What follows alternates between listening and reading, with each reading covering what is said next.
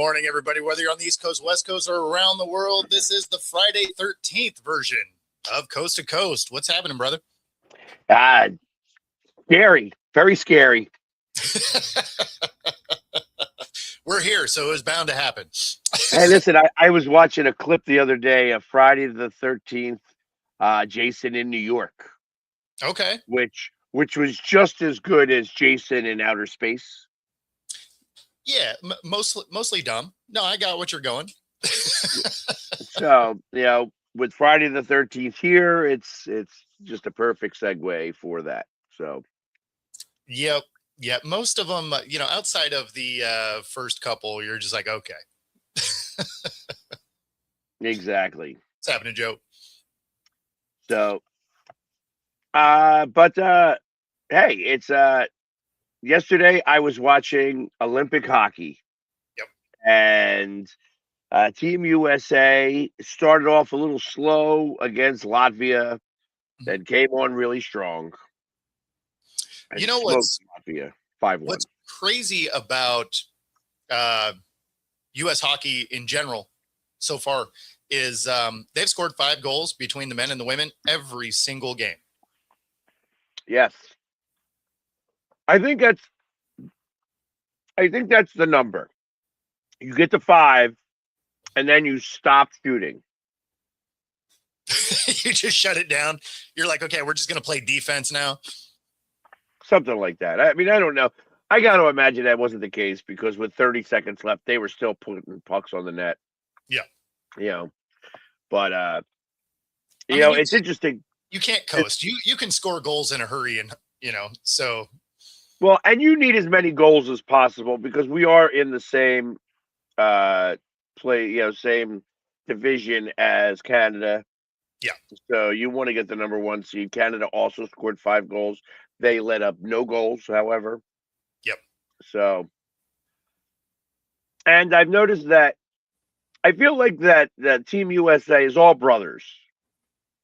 We got the Hughes brothers, the Kachuk brothers. I think there's another set of brothers on there that just aren't as good. That's funny. I didn't realize that. Yeah, it's like the brothers USA. The other thing I was interested in, so when you're lying on your back and skating down that toboggan place, that you are a luge. When you're on your stomach, you're called a skeleton. Correct. And it's interesting to me, that when you can see it coming, you're a skeleton. When you can't see it, when you got to look up like this, you're a luge. I don't understand. Why is one? Because if you hit anything head first, you die. So your skeleton is toast. Luge, at least you're going to blow your legs up, but you probably live through it. Let's hope. Well, I don't even know. So, I mean, I don't know if you want to live through it, but you probably do. And I tell you, it's like for some reason or another, the Americans just cannot seem to get anywhere with these luges, or like I don't know where they have a luge park. Where do you learn how to luge? I don't even know. I mean, man. I guess it's not something I've ever thought about until right this second. Or maybe in the Alps, somewhere in Utah. I guess there's different. There's got to be different houses for this. I mean, I would anywhere that there's like bobsled test tracks. I imagine it's there, right? Because it's the same course. Yeah, it's like it's interesting because you're watching these guys, and I was watching they have relay races now. Hey, you're about to go down, and just at the very end, you got to make sure to hit the paddle so that the next team can go. You know what I mean? It's like, it's like 1, and then it's 2. When you're watching the doubles luge, that's like weird. 2 people in the luge, you have a really small person in the back and a very tall person in the front. Yep. And it looks like they got to connect themselves through, literally, it's weird. It's weird. So, I mean, I guess that wouldn't be so bad if you had a really big woman and a little small guy, because then that would like kind of mix. But yeah, and Joe, they are actually tied at the moment. I know that they have less golds, which really makes them in second place. But yes, Italy is doing very well Yep. right now, being the host and winning a lot of medals. They're not going to win a lot of medals in the major events. Like when it comes to like hockey, Italy's not going to fare well. Yeah, yeah. They're not going to be there at all. Yeah. So, but like in the skiing, I think all the skiing, Italy is always like right there and stuff. So, and the fact that this is their home course makes it a little bit better for them. Well, that's always the case, right? Like the hosting country generally does better in that Olympics. Doesn't mean that they're going to win the medal count or anything like that, but they generally win more medals than when they're away. Like the host countries generally do pretty well. Yeah. So, I mean, and that's kind of interesting. They hey, listen, and if you are a fugitive of the law, you do not want to go to the Olympics. A 16-year fugitive got arrested by going to the Olympics. I've been looking at this guy for 16 years. Why would you go to why would you go to a massive high profile thing if you're running from the law? Like that doesn't make any sense.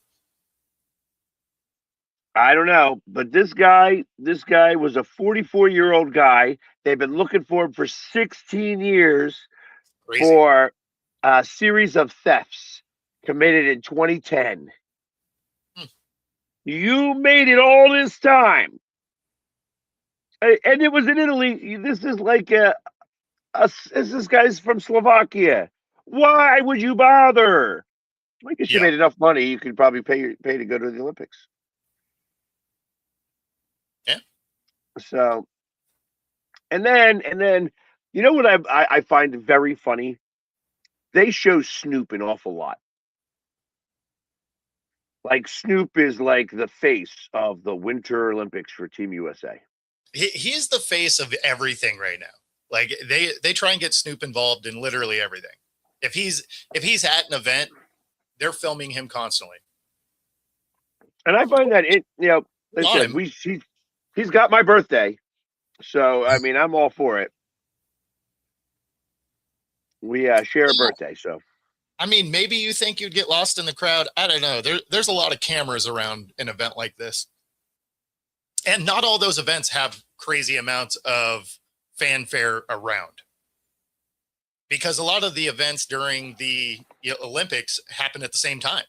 So, your crowds are kind of split between different events. So, yeah, I mean, I don't know. If I was running, I would not be hanging out where I know there are tons of HD cameras all over the place. Right, with facial recognition. No, that's what I'm saying. This is yeah. Because he crip walked. No, we're not knocking Snoop at all. He's just everywhere all the time now. No, and I think Joe was just kind of saying, like, hey, I don't like much, but I do like Snoop. There you go. So, but yeah, that was an interesting story that came out of the Olympics. Let's see what else is interesting. Well, Brad actually brought one for you. Nick Castellanos released by the Phillies. So I was going to stay on the Olympics until we get to baseball. Okay. Because I actually have some stuff to say about that. Okay. I am let's finish with the Olympics, because when I talk about the Phillies, I am gonna go address that a little bit. Yeah. I didn't actually have much left of the Olympics on my end. Say again. I didn't actually have much else on the Olympics. Yeah, there really isn't anything else other than these things are still falling apart. They're still having problems with the medals. They're like, yeah, you Oh, don't want to hold the medal like this and start shaking it because your ribbon will fall off. yeah. Right. Yeah, or jump up and down, the medal's falling. Exactly. The ice dancing, it's like they should have gotten gold. They didn't because, listen, anything that's judged, they are going to judge much harsher for the Americans than they will every other country. That's a common thing. So anything that they got to get judged on, I suspect, is always going to be a fight. Sure. And that's where they have that. It's like everybody was confused. It was like a perfect dance, and I didn't even see it. You know what I mean? But that's what it says. It says like, hey, had a perfect dance, and they should have won gold, but they only get silver. Yeah. So, I mean, there's always those every Olympics where, the voting becomes some sort of debate and people aren't happy and whatever. I mean, that's every Olympics anyway. Right. And see, it's like the worst part about it is that there used to be the ice capades. So not only would you do this and then you'd win a medal, then you'd get to go on tour and everybody would get to see it with the ice capades. Yeah. Now they don't have that anymore. Now it's like Disney on Ice, which is okay, but it's not the same. You know what I mean? You're not getting to do your like you do this only for the Olympics and that's it. It's always the French. It's always the French. Did it actually say that it was the French on here in this thing here?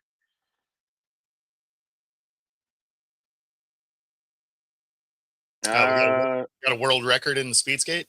That's cool. Who did? Yes. Yes, he did. He got the world. He got the Olympic record, not the world record. Or yeah, that's what he said. Olympic record. And he works at a speed skating clinic in Wisconsin. That's cool. Yeah, he's a young kid too, so he's going to be one of those guys that does this all the time. And they're going to investigate the French. That's funny. Well, I can believe that. It's like it's like the same thing that you find out with everybody who voted against Belichick for getting into the Hall of Fame. Yeah. All that's done is created a situation where a coach is now one of the other coaches is not going to get into the Hall of Fame because you got to bring up Bill again. Yeah. So, and now he'll be unanimous getting into the Hall of Fame next year anyway. So probably. I believe that, Rob. Like I said, this is the problem with having voters. Like that really is the issue. It's like they like, especially the French. The French are always pains in the ass. They don't like Americans and they don't care. They don't care who knows, who cares. Screw you. Yeah. So, hey, at least they set the expectation so that, that's fine. You know what it is? Here's the problem with the French. There's no place to bury anybody over there. So any farm that's there, that's where all these people are decaying and you have to eat your relatives kind of through the vegetables and stuff. Makes them bitter. Makes them very, very angry all the time. That is a weird take on it, but okay, here we go. And that's all our Olympic talk for today. Talk about making a weird turn. There we go. There you go. That was one of those J turns. It wasn't even a J turn because that was a little bit more cerebral. That was just yanking the wheel off the freeway right there. That was exactly. We do, but you can't. You have to be a resident, a full-time resident of France to get buried in France. You can't. There's not any place to get buried. That's a real thing, actually. By the way, that is, That is weird enough. That's why you don't get any vegetables from France. What are you talking about? They're fertilized really well. Yeah, I guess so. They're just a little bit more meaty over there, I guess. That's right. Oh yeah, this is falling apart quick. Absolutely. We might as well get into Major League Baseball, though. Most teams have started to report at this point, and there are some moves, and Castellanos is one of those moves to start this thing out. I tell you, I am really unhappy about the way that they're doing this. Yeah. It's like I understand it's $20 million, and I understand that there was a situation that occurred. You know, there's a piece of me. If Harper, who talked like an asshole to the commissioner, and got reprimanded for doing so, yet Castellanos gets kicked off the team because he was critical of the manager. And let me tell you, the manager deserves to get a little bit of criticism. He has done certain things that have created certain mistakes on a constant basis. And I love Nick Castellanos. I thought that he's one of the only guys that, even in being pissed off, even when the team was saying that he was disconnected from his teammates, that he was just not, he was signed off on this team, he was still hitting big hits in the playoffs. Yeah. And that bothers me. He batted .260, which is, is that worth $100 million? No, not really. You want somebody better than that.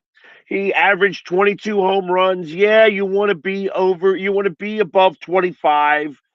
He had, whatever. Listen, there were a lot of things that Nick bothered me with. Like, he would always be searching for that, curveball that he could never hit. Was just, always, but then he figured it out. Like, he's the guy who hits baseballs. That's what he came here to do. He came here to hit baseballs, and he got much better in the field. Yeah. When he was there. Literally in 22 had a couple of plays that literally saved us and brought us to the next round. Yep. He was the only one that would play every day until he got suspended for that one time because he brought a beer like it's the 9th inning, and he was just pissed off that he got pulled. He didn't like getting pulled out of games. I understand. I get it. You don't like doing it. Yeah, should he have brought a beer in? Should he have quit on the team that day for getting pulled? I mean, your day's done. The mountains are blue. Let's go. Yeah, I think he said probably some critical things. Sure. He brought an El Presidente. It was definitely not a Coors Light. Interesting, because when he said El Presidente, I'm like, oh, he had a cigar? I thought that's what he was doing. He was going to smoke a cigar. And listen, when you got pulled out of the game, like if this was back in the 90s, they still did that. They put the beer in the cups and they were drinking out of the cup.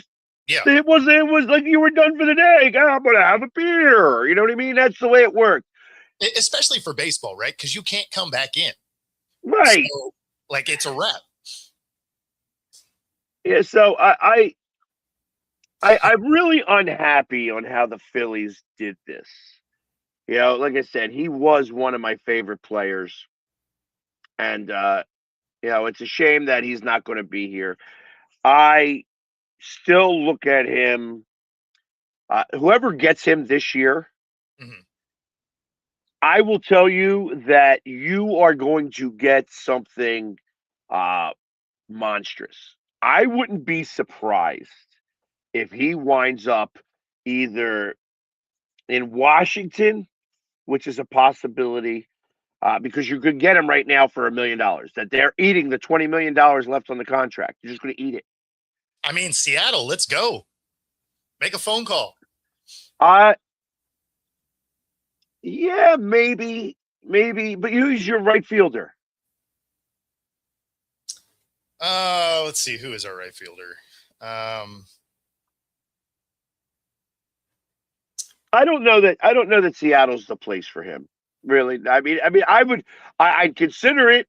You know what I mean? But I don't know that that's the right spot for him. I think that, yeah, I was going to say, I thought it was Robles. Yeah.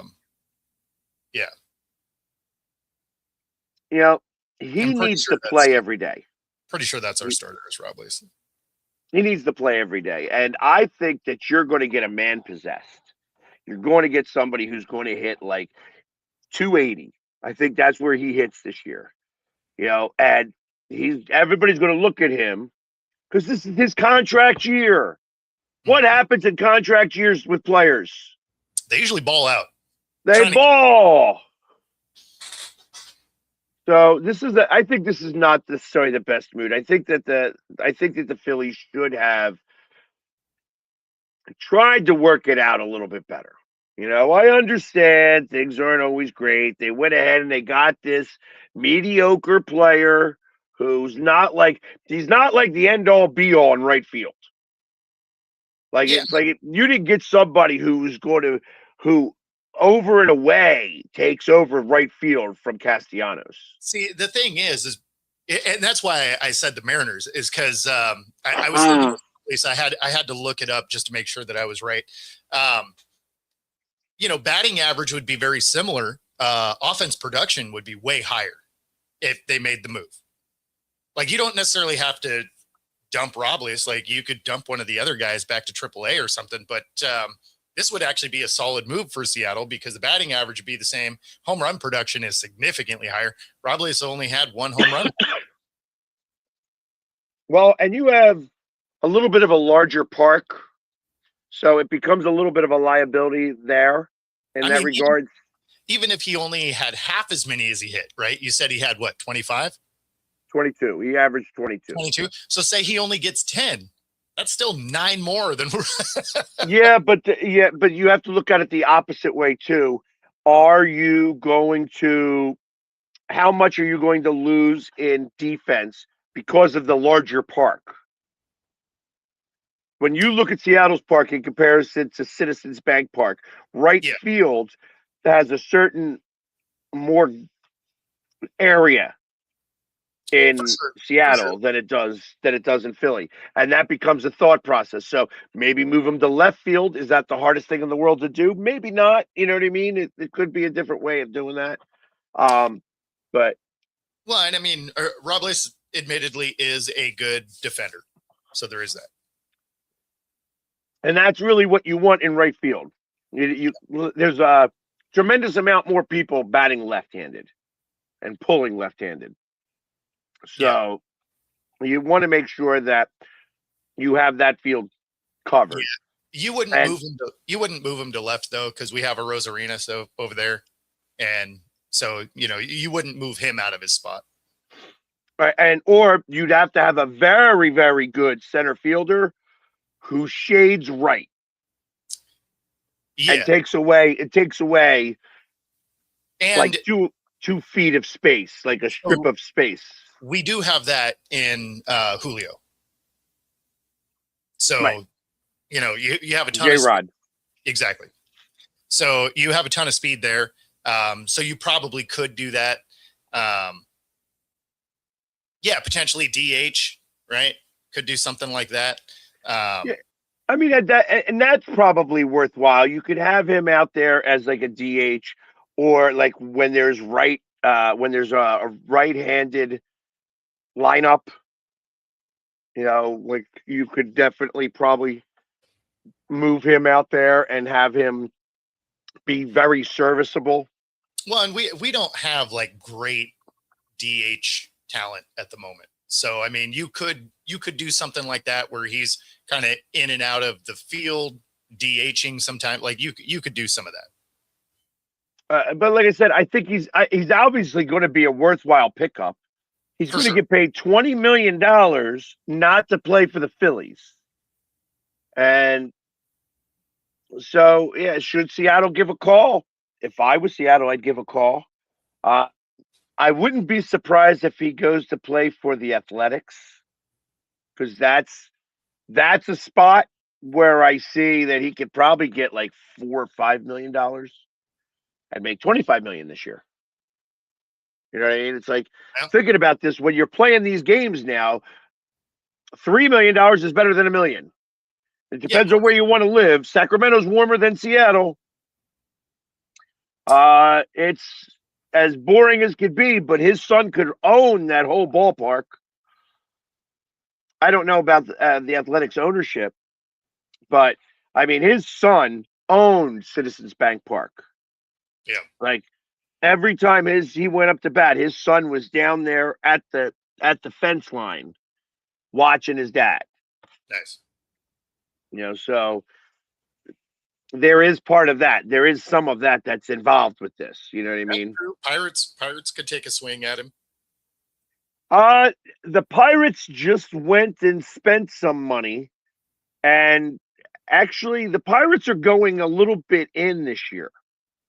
So maybe. I mean, it's a possibility, but I don't know who they have in right field there.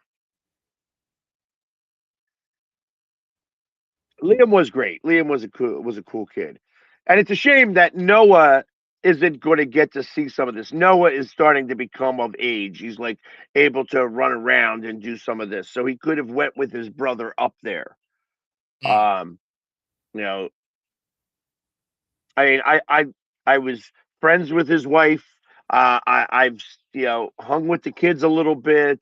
I mean, I knew his brother-in-law pretty well. They were always very good with the Philly sports guy, Mm. and that was always I always appreciated that.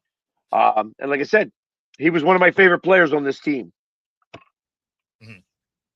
So it's going to suck to lose him, but you know, life goes on. And I wish him the best. That being said, now I feel like that you have to find that guy who is going to give a spark. Otto's not even able to play right now, right? Isn't he on suspension? Like, Uh, I guess he's going to be in camp somewhere, but yeah, well, that's what I was thinking. He's going to be in camp, right? yeah, he's got to be in camp, but he's like suspended for the first 80 games. I think. I mean, I'm pretty sure of that. Um, the Phillies themselves, like as we're looking about baseball, I know it's way too early to start to think about this stuff, but uh,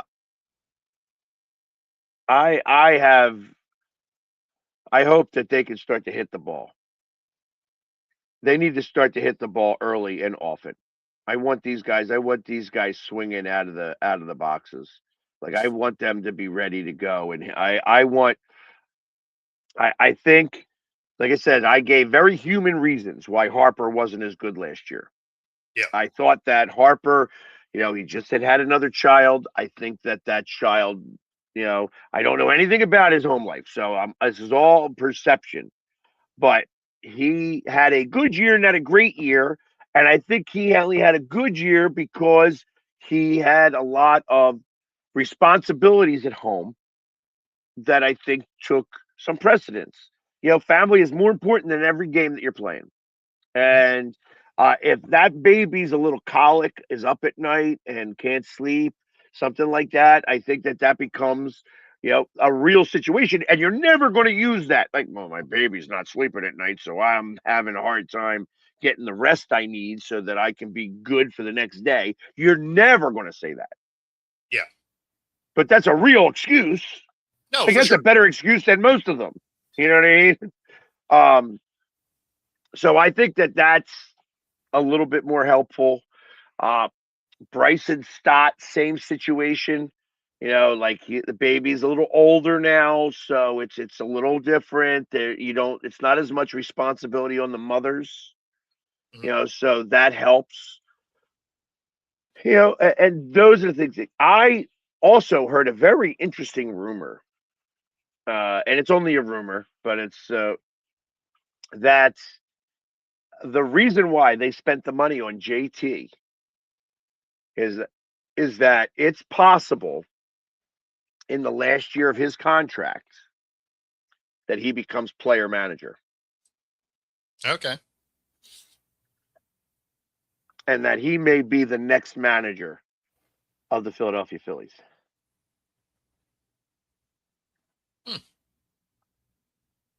That'd be interesting. And I'm very happy that Garrett Stubbs is back. I love Garrett. Love his dad. T-Pat is the man. Not that really helps our team, but he's a good locker room guy.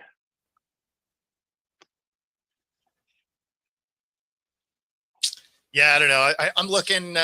I'm looking for Seattle to, still try and add some offense. That's something I'd like to see. Again, the pitching's been great. Obviously, towards the second half of the season, they did add a couple of things, and that helped the offense out. But I think they still need one more bat. Yeah, Stubbs definitely brings the life to the locker room. There's only so much that can do for me, though. I know they don't play him that often, and he had a really good season down in AAA, and he's not able to get optioned anymore. So he's going to have to either make this team, or he's not going to be on the team. They can't send him down to AAA.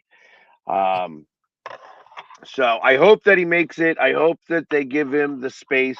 I hope they allow him to be able to play 28 games this year, and that he can hit like 4 or 5 home runs. Because he was hitting home runs down in AAA, and he's older now. You know what I mean? He's ain't a young kid. Just got married and stuff like that. He's got a little bit of pop to him. His whole family plays. I mean, his brother plays for Washington. I got you. Yeah, Marshawn's just got some better tools in general. And that's a real thing. But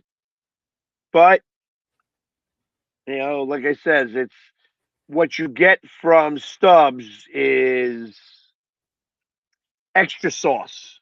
Like that's kind of how you look at it. It's like extra flavor on from the team itself. So he was like the jukebox hero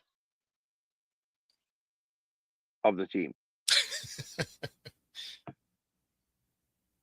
Yeah, and to be honest, Rob, that's the question: is who's out there, who's willing to deal. That's a question for sure. I don't have a solid answer for that. And position, you'd probably be bringing him in for DH, honestly, because I mean, we actually have decent production everywhere, unless he happens to be a right fielder. Then again, I think Rob Lewis, if you can get a similar defenseman that has a little bit better bat, would be huge. I don't know if anybody's trying to get rid of that. So, but otherwise, I mean, the roster's pretty solid overall. Yeah, and I feel like that you guys, I don't know who your batting coach is, but you guys have to have, and I think maybe you started to do this last year, walks. Getting the walks. We did get more patient as the year went on. That definitely looking more for your pitch, for sure. So, and you guys made it to the ALCS? Yeah. And lost. So. Yeah, I mean, we took it the distance, but yeah. And that was the 7 games in Toronto, right? Yeah. Yep. Yeah, so it's like obviously you want to try to run it back with the same group of guys. You need a little bit of extra bat, and maybe that's where Castellanos really does come into play. Well, and that's what I'm saying. Like if you can get him really cheap, you can move him into that DH position. Like that could work. That could work. We have a couple of batting coaches. Edgar Martinez is one of them, which I think is where some of that patience started to come in because he was a really patient hitter. Yeah. And then I had to look up who our other guy is. I knew there was a second one. Kevin Sitzer is also a batting coach alongside him. So, but that being said, who is a legitimate option? That's why I was thinking Castellanos could be that guy. I mean, we could upgrade at DH for sure.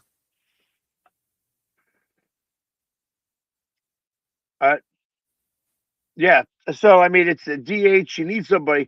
I don't know if Castellanos is the DH type of guy. He doesn't hit enough home runs, and I think that if you look at his home runs in comparison to that ballpark, it's not suited well.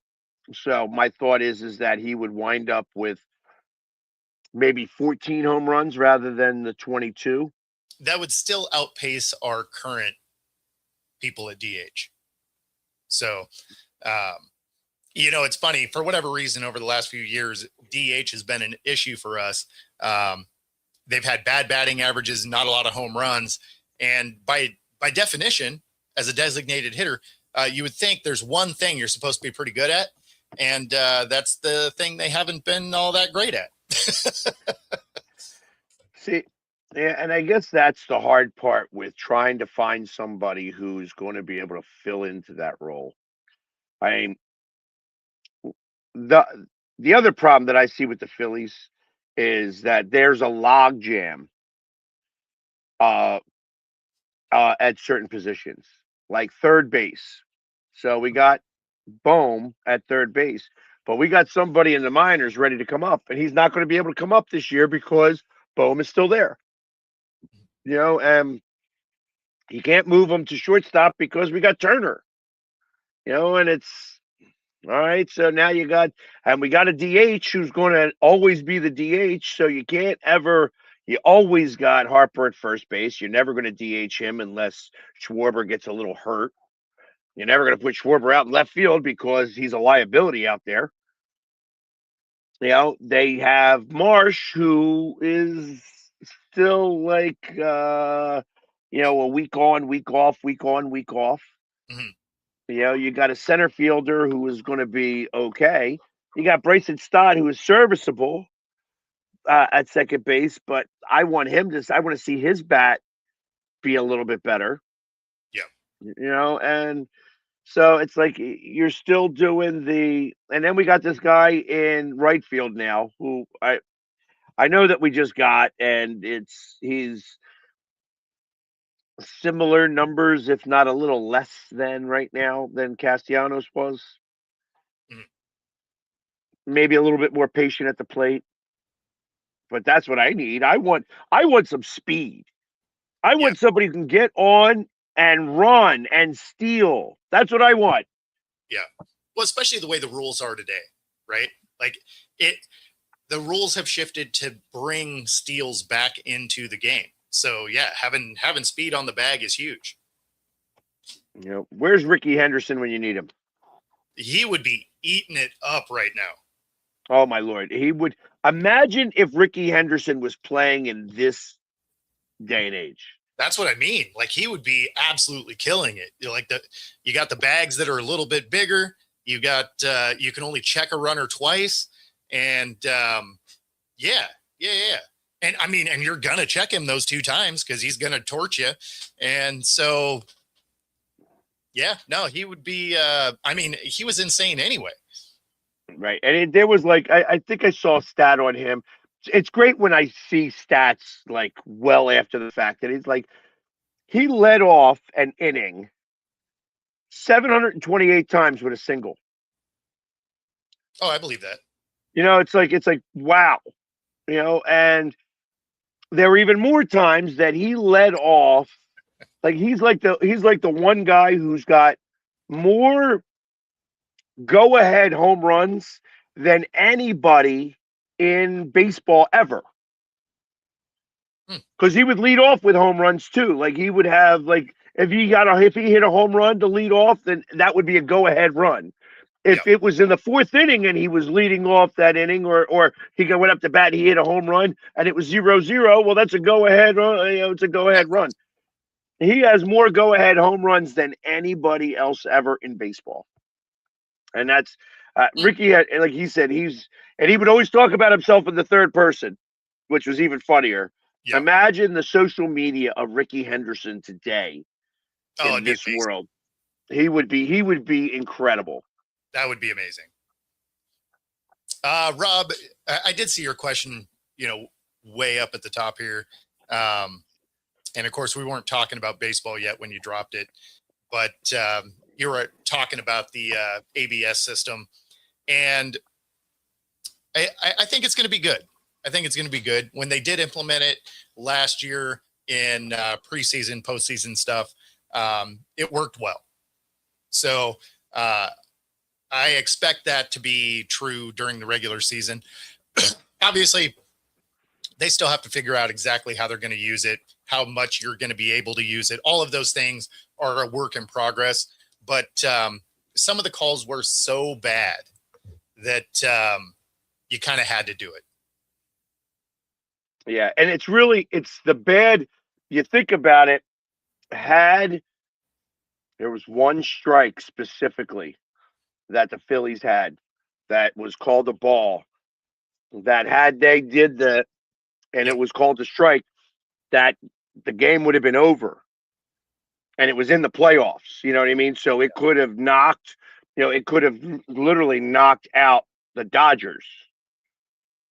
And because it wasn't called, and it was, you could look it up actually. I think it was Christopher Sanchez, and I think it was just like, wow, they didn't call it. It was dead in strike, didn't get called, and now it's one of those things that. I mean, last year I created a short that's still on my YouTube here of the top 10 worst calls before the All-Star break. And one of them was like almost 18 inches off the plate. They called a strike. I mean, it was absolutely wild. And then just for good measure, I threw one in that was a ball that was like center. Like it was as middle as you could get. Ball.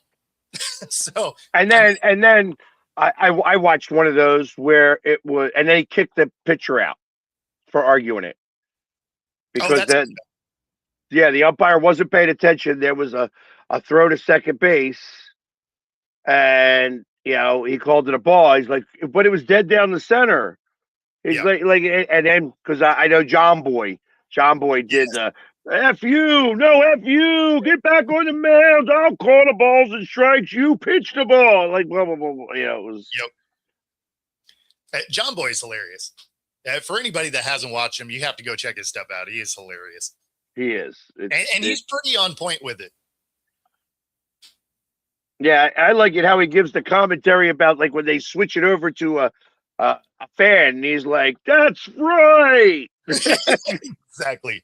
Yeah, I mean he's lip reading every single thing the camera hits, so it's pretty entertaining. So I mean, those are so I'm happy that they're actually having this in here. It can't be like one an inning. We're only going to use it one time and that's it. It's going to have to be regulated to a certain extent. I think it should be. I think it could be a 3 strikes you're out type situation where, hey, you do it and one time, you do it a second time, and you fail throughout the game, but you get 3 strikes. So it's like if you do it and you want it to be a strike and it's a ball, there's your first strike. You could do it in one at bat and lose all that at bat, or you could do it throughout the entire game. But once you do a third strike and you get it wrong, you don't get the opportunity to call it anymore. I wonder if it should be expanded. because of that one that was down the middle, right? Because as it sits right now, it can only be challenged by the batter. No. I thought it could only be charged, so the pitcher can challenge. Catcher can. Oh, the catcher. Okay. See, I thought only the batter could, because I was like, man, that one that was middle, you'd want the you'd want your your defensive players to be like, hey, like that was a strike, man. Yeah, so the catcher can do it. Now the pitcher can tell him to, hey, touch, do the tap. But the pitcher cannot call it. The catcher's got to call it, and the batter can call it. So, and the harder part about that is like, listen, close calls are close calls. For sure. And the harder part about that is that where did they set this up? So right now it's the middle of the plate. So, which makes me think that if it's the middle of the plate, is it closer to the back square corners where there's just the triangle portions, the back? Is it actually dead middle of the plate where it's? I believe it actually has all corners of the plate. I believe there's multiple cameras that are viewing this. No, but it's only a 2-dimensional spot, not a 3-dimensional. At least that's how it was explained last year. Okay. Yeah, I'll have to look, because I thought it was supposed to be. I thought it was supposed to cover the entire plate. If you go on Instagram or Facebook and you put in Jom, not John, Jom, Jom, boy, yep. or lip reading videos. Yeah. He's easy to find. He has a lot of content. Yeah, they're like a news agency. Yeah. Too, so. Well, especially now that he got sponsored and everything, like he puts out an incredible amount of content. Yeah. He's like always on SeatGeek and stuff like that. SeatGeek is one of his sponsors, and so. But yeah, he does great content. But John Boy, you're welcome. We just did a promo for you. There you go. Just make sure you keep watching us and don't just switch over to him. Yeah, right. Man. So we did have one funny thing that I didn't have the video primed for from the parade. And of course, that is the Ernest Jones speech. Ernest Jones has been a huge Sam Darnold supporter. And so he expanded on that for the trophy presentation. And so let's go ahead and play that real quick. I'm gonna keep it a book. I'm probably the last person that should have gave the mic to. The people that turned up, man. First off, I want to say shout out to Jody Allen, shout out to John Snyder for making this all possible, man. Shout out to Coach Mike McDonald for helping us get to this point. And but also, shout out to these badass motherfuckers who take the game.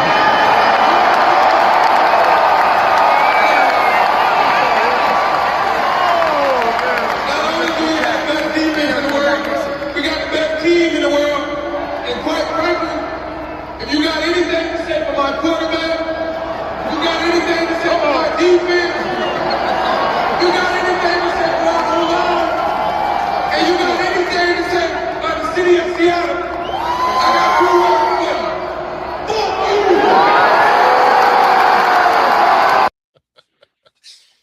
So it was funny, and I was like, okay, we'll share that one. So well, and it's good that he prepped everybody by saying, hey, I'm about to curse. Exactly. I'm about to curse. Let's not, I don't want to get you guys all fined, but I'm about to curse. It's coming right now. F you. No, and it's, it was funny because it was nice that he did that, right? Because like, obviously this is on YouTube, so we can share it. But like on my Wednesday show, I can't play this clip. Right. Yeah. So not without being like beep, Exactly. Yeah. But it is good that he did that, and like I said, it protects everybody there because I remember the first time, like when the Phillies won the World Series, and I'm listening to it on the radio because I couldn't get in the stadium, Mhm. like for the award ceremony. Yeah. We were just outside the stadium, and we're listening to it on 1060, and Chase Utley goes, "World champions, world effing champions," and the other people from 1060 and all the news sources says, "Yeah, Oh, that's live. That went live. Yeah, yep. that's That's a $10,000 fine. Thanks, man. appreciate it." Where he's like, "Hey, this is what we're gonna do. This is what But he did call him a badass MFer too. So that's He did. But I mean, he prefaced his whole thing with this. I'm probably the last person they should have gave the mic to. So, I mean, at that point, if you were ever going to implement a delay, because he had said something like that before, you'd be like, oh, let me just give myself a 3-second delay here so that we can implement the little beeps because they're coming. right. But And Joe, I can't tell you anything about the Astros. You got to wait for Jay. yeah, Yeah, I know that the Astros stink. PU. yeah. I mean, they are making some moves, so we'll kind of see how they play out. But yeah, And we might as well finish on this just because I happened to mention it and I saw it as LeBron James. LeBron James, he never gets enough love on this show. and he still won't. Yeah, exactly. LeBron James became the oldest basketball player ever to get a triple-double. Yep. 28 points, 12 rebounds, and 10 assists. Congratulations, LeBron. He took the award away from Karl Malone. Karl Malone was 40 years old in 128 days. LeBron is 41 years old in 44 days. All right. So now he's the oldest man to ever do a triple-double. Good for him. Yay, LeBron.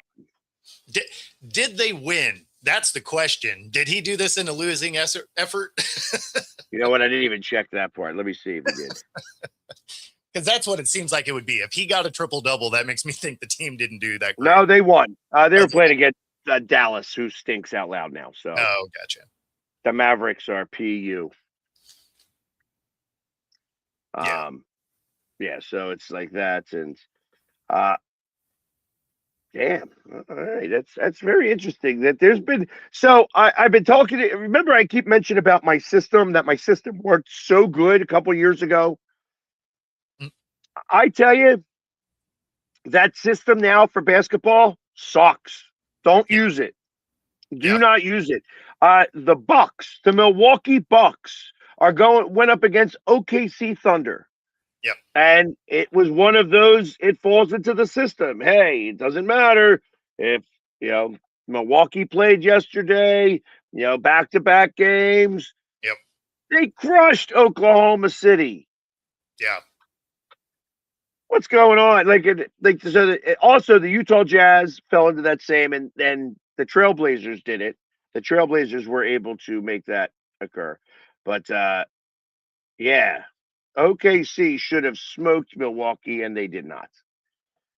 And it was a 13.5-point spread. So if you add Milwaukee on the money line, you were going to make a lot of money. Sure. I'm sure that was like a plus 700. Yeah, I mean, if the line was that big, absolutely. Yeah, 13.5, yeah. Yeah, I mean, that's a plus 500 at a minimum. So, but yeah, so do not use my system for basketball right now because it's not literally like I did it. I was checking it the other day, and there was 3 games that fell into that, and 2 of the 3 games blew it. Yeah. I mean, So yeah. Save your money. So, yeah, exactly. Do not bet on that system. That system is not a very good system right now. Speaking of not a good system, Seattle Storm just sent me their it's 2 days ago now, but they just sent me their preseason dates. I hope we have a team to put on the court because they still haven't figured their contract dispute out. And so here in Seattle, the 29th, April 29th will be the first first home preseason game, which could be interesting because it'll be against the expansion Fire for Portland. But we don't know if we're going to have players. So we're getting awfully close to the beginning of the season here to still have no real movement as far as this contract's concerned. And to make it even worse, it doesn't sound like they're even hardly talking anymore. So, yeah, that's well, and unfortunately, so what's going to happen is that it's going to kill this league. oh yeah, especially with the other startups that are doing fine and they're making more money. So, I mean, like I've said numerous times, WNBA has wildly overplayed their hand here. They need to support the people that are making this happen. And I understand the owners don't want to share the money that's finally coming in, but it's only going to come in if people are playing basketball. I mean, all of a sudden you might be putting that TV contract in some hot water, right? Like that's an 11-year, $2.2 billion deal that, if you don't have a product to put on the floor, they may want to be like, hey, you know what? Breach a contract, go throw their money at these other 2 leagues that are doing well. Unrivaled is doing well. Project B is doing well. So like, if you're this, these TV companies that are like, hey, if you guys aren't going to put something on, that's a breach of contract. We want to walk out of this thing. We'll go support this other stuff that's getting views, that's making money. And what is that? Unrivaled's 3-on-3, right? It is. Yep. Project B is 5-on-5. Got you. So it's shame. Because the other thing about that is that, Philadelphia just put up $500 million, where, like, if it was a year ago or 2 years ago, it would only been 100 million or 25 million. Now it's 500 million that they put in, and come to find out that it's like, where'd that money go? And are they going to get that money back? No. It's going to be like when the city does some bad planning and they put it on your vehicle tabs. You're like, but we didn't even do the thing. They're like, but we thought about it. And so we spent money that now you have to pay back. So that's pretty much the thing there. It's like, oh, we took your money. Well, sorry about your luck. You bet on black and it came up red. Exactly. Yeah. It was heads or tails. That thing landed on its side. I don't even know what to tell you. Yeah, that's right. You chose red or black, and it came up 0. The ball left the table. Yeah. No, it's interesting because you're still getting all this communication from the teams. But I don't know what they're playing. Are you gonna have Scabs come in and play in place? What are you gonna do? I don't know. It'll be interesting to see, but they got to come up with something quick. They do. They're only 2 months out.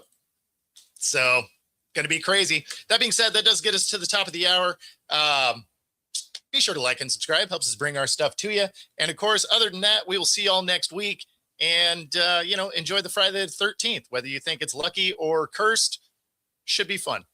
Have a good weekend. Peace.